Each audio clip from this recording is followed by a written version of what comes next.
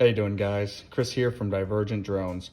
Well, I got the December FPV crate. This is the Ethics crate, and I'm pretty excited about it. I also got a new build mat. It's a little wrinkled, gonna have to iron that out. But let's open this box up, take a look at what we got. This is the December crate, so you'll see it as soon as I see it.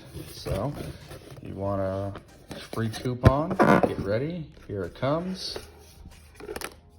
There you go. Have a good one. Enjoy that coupon. Got some cool holiday stickers. It's pretty awesome.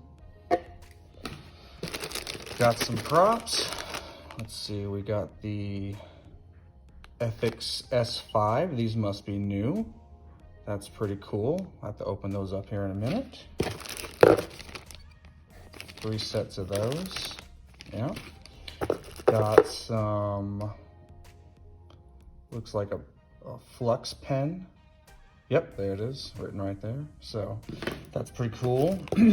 Got a F4 flight controller. Take a look at that real quick. Trying to do this one-handed. Right. 30 by 30. What else is in there? Is it a stack? No. It's got DJI on it, so that's cool. All right, got the Ethics t-shirt, and it's a pigeon.